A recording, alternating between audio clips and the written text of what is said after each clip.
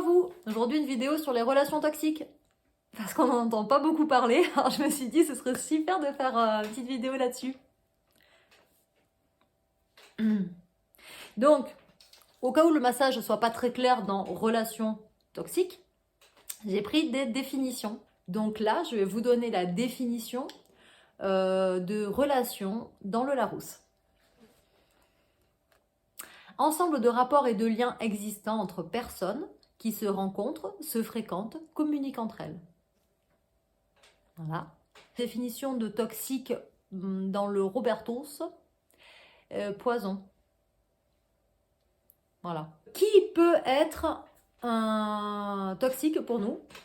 Absolument tout le monde. Donc, tous les proches, bien sûr, famille, parents, enfants, proches de la famille, toute la famille de manière globale, le conjoint ou la conjointe, les collègues de boulot, le patron ou la patronne, les féministes,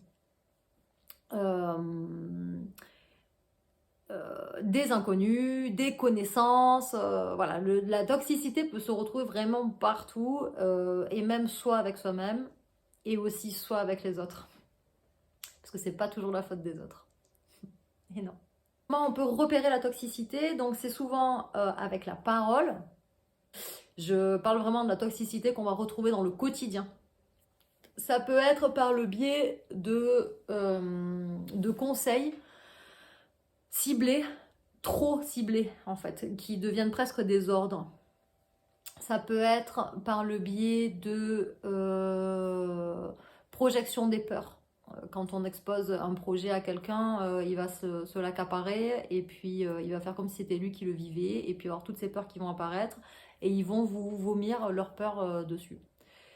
Il peut y avoir aussi le fait de poser beaucoup de questions. Quelqu'un qui s'arrête pas d'enchaîner les questions. Ah mais si, et ça, et après tu vas faire comment, et pourquoi, alors, ça c'est ultra toxique aussi. Et il va y avoir donc la négativité, les plaintes, les gens qui se plaignent tout le temps, qui sont jamais contents, ça c'est toxique pour tout l'entourage en fait, hein, vraiment. Hein. Faites quelque chose. Hein. Non mais soyez heureux en fait. Évidemment, à plus grande échelle, ben, il y a la manipulation. Donc la manipulation, elle peut être consciente ou inconsciente, mais moi je pense qu'il faut arrêter de nous prendre pour des courges. En fait, quand on manipule quelqu'un, c'est quasiment conscient en fait. Hein. C'est-à-dire qu'on sait très bien que quand on va dire ça, on va avoir ça de cette personne. Ça peut marcher dans tout type de relations, dans le travail, dans les relations amoureuses, si on peut appeler ça une relation amoureuse. Ça va être dans la séduction, ça peut être tout ça. En fait, la personne qui va manipuler pour avoir quelque chose, hein, c'est le but de la manipulation. En fait, on dit quelque chose à quelqu'un pour avoir ça en retour, on fait quelque chose à quelqu'un pour avoir ça en retour, ce qu'on veut en retour. Et on peut y arriver si on sait comment s'y prendre. Généralement, vraiment, c'est conscient. Même si la personne ne veut pas se l'avouer. C'est un autre sujet. Donc tout ça, ça implique des relations toxiques dans le sens où quand quelqu'un va réagir de cette manière-là avec négativité ou avec peur ou ou quand elle va donner des ordres ou faire des reproches, etc., ça va enfermer la personne en face dans un certain schéma, ça va lui faire perdre peut-être confiance en elle, etc., etc. Donc c'est ça qu'on appelle la toxicité, c'est que on renferme la personne avec ces comportements-là plutôt que de l'ouvrir, de la faire s'épanouir. Donc, que faire en cas de relation toxique? Partez, fuyez, pauvre fou!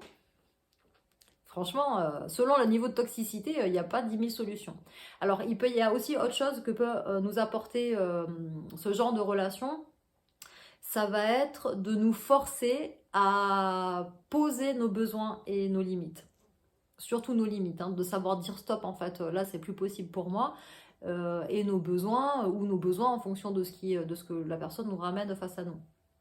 Ça peut être aussi un exercice comme ça qui nous est amené par la vie. Donc ça va être à nous de juger ça et puis de voir ce qui est juste pour nous. Et puis si jamais on explique, on exprime et que tout ceci n'est toujours pas respecté, alors à ce moment-là, souvent il faut partir. Hein.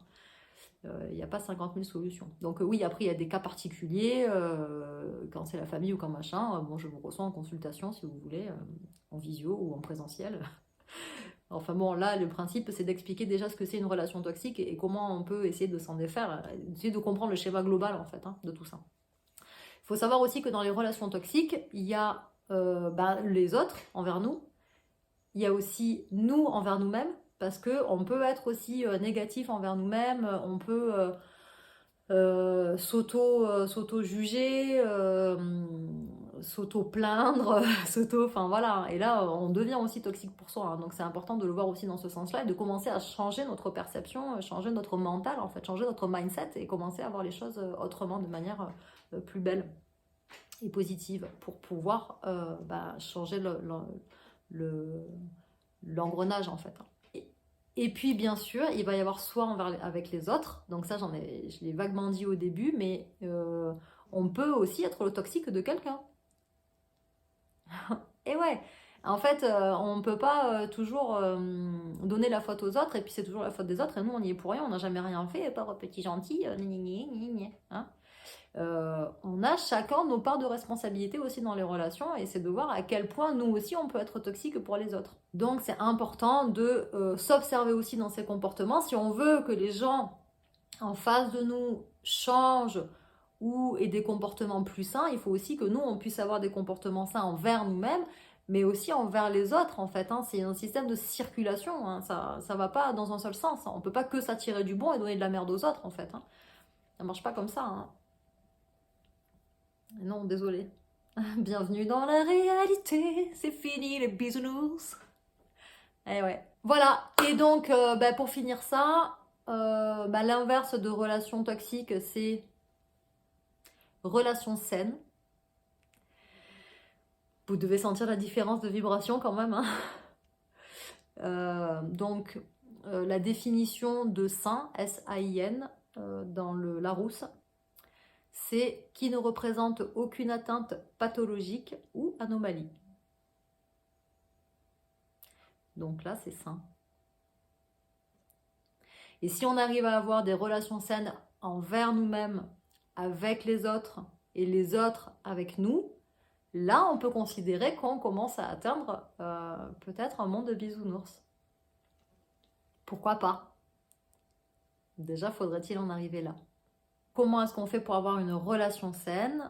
On accepte l'autre tel qu'il est, on l'aime tel qu'il est, avec ses failles, parce qu'en fait, ce qu'on a d'abord à faire, nous, c'est nous accepter comme nous sommes, avec nos failles, avec nos casseroles.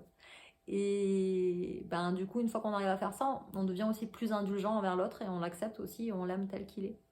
Une relation saine, c'est aussi aider la personne, la propulser, la relever, alors c'est pas faire le sauveur, d'accord, mais j'aime cette personne, je suis bien avec elle, j'ai envie qu'elle soit bien dans sa vie. Comment est-ce que je peux faire dans notre relation, dans nos échanges, pour faire en sorte que je puisse plutôt la soutenir dans ce qu'elle fait, plutôt que de l'écraser comme une grosse... Bref. Voilà, donc dans les mots sains, on va avoir accepter, aimer, soutenir, porter. Voilà, la vraie vie, quoi. Allez, salut.